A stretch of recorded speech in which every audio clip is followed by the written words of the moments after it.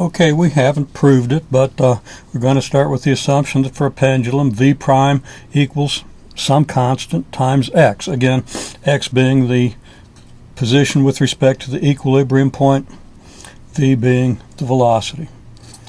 From physics, and we're not going to go through the details of this right now, but I'll explain it a little bit in a separate video. It turns out that our constant C is equal to negative k over m, where k is something we call the force constant and m is the mass of the pendulum. And you don't need to understand why that's true at this point.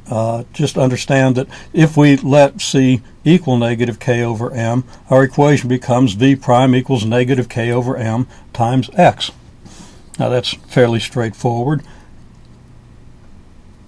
V is the velocity of the pendulum, x is its position. Well, we know then that that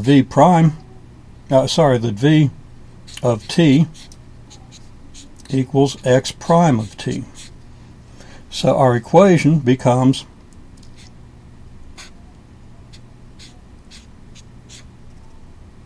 V prime of t equals negative k over m times x of t, and V prime is the derivative of x prime,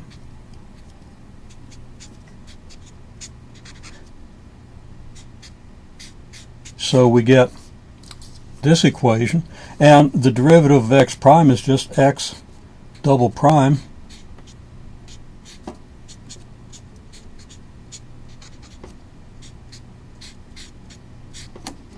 which gives us this equation, which we can write more briefly, understanding that x is a function of t as just x equals x double prime equals negative k over m times x.